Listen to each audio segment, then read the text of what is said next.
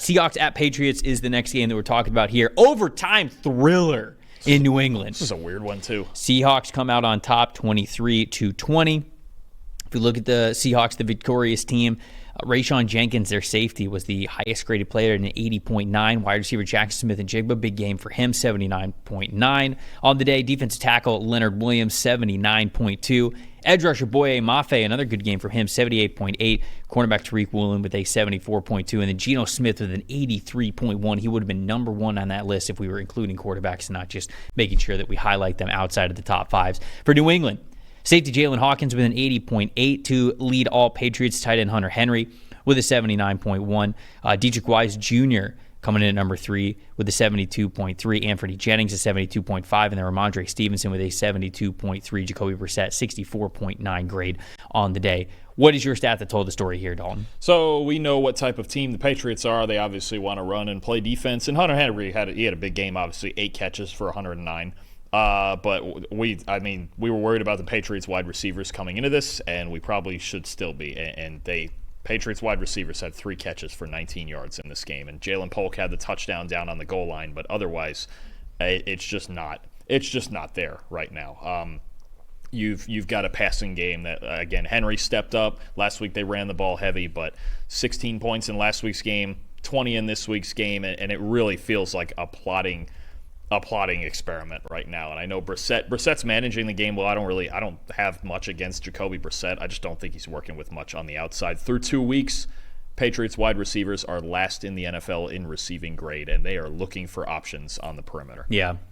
Yeah, I think the stat that told the story for me here is it just has to be Geno Smith and the incredible day that he had. 52 dropbacks for Geno, 2 big-time throws, 0 turnover-worthy plays. To have more than 50 dropbacks and 0 turnover-worthy plays in an NFL game is pretty spectacular. He also had an 87.0 adjusted completion percentage. I mean, this man was dealing in this game. And so, you look at a group that I think Gerard Mayo is coaching these guys up really, really well. It transitions into my most impressive. This Patriots team's 2-0 against the spread this season. I mean, obviously that means that they've been sort of punching above their weight class. Obviously the big win against the Cincinnati Bengals was huge for them to start the season, but it's tough to go on the road at any place in the NFL, and especially when you play a team that is as well coached as it feels like the Patriots are, maximizing whatever is on that roster, certainly on the defensive side of things. But how well Geno Smith plays continues to just be such an impressive part of what Seattle has done over the last 3 seasons, really, and he's continuing in this season. He was sharing the wealth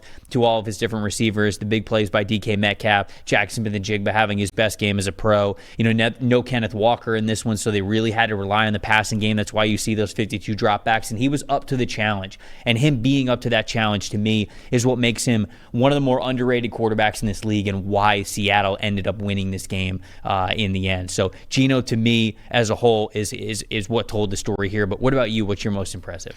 For me, I'll stay in the passing game. I'm going to go with Jaxon Smith-Njigba. He was just really, really good in this. This was the best we've seen him look in the NFL. 12 catches, 117 yards, 5 first downs, made a couple people miss. 3 contested catches, Trevor. That's the same number he had all of last season.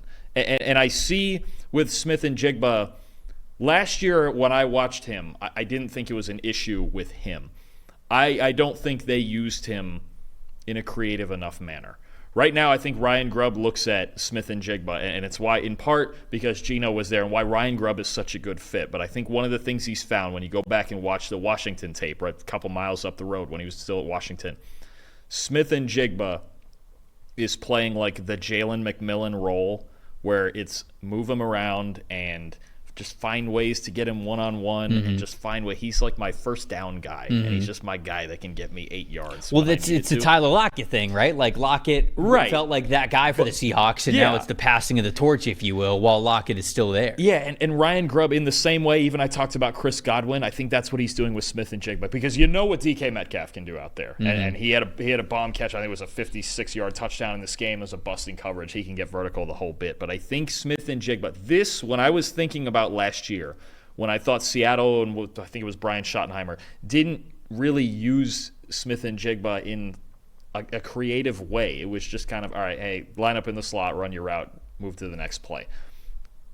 creating space for guys is just as important, I think, as them separating on their own. They have to be able to separate on their own at some point, but I think creating those matchups, creating space like we've talked about with Brock Bowers, with Chris Godwin, with some other guys we'll continue to talk about. I think Smith-Njigba's in that category. I really liked how Ryan Grubb used him in this game.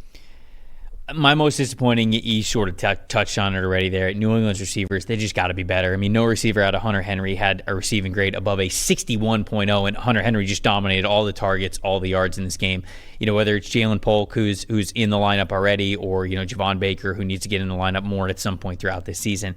There's just got to be more weapons to throw to. Whether it is Jacoby Brissett or whenever they go to Drake May, these receivers just straight up have to be better. And I think the offensive line's holding up maybe in certain spots better than we thought it was going to, but the receivers need to step up next in order for New England to continue to be this, feared underdog, it feels like, throughout the season, like they have the chance to be after the first couple of weeks. But you're most disappointed before we move on to the next game. Spotlight the offensive line for the Patriots real quick. Mike Owenu really struggled in this game, and I feel for him because I think when he was younger, like first came in the league, we saw him switching between guard and tackle and really having some success at both. But I think we were in agreement that he would look better at guard at this point, and some of the more recent numbers show that. But he's playing right tackle right now because the Pats have a lot of injuries.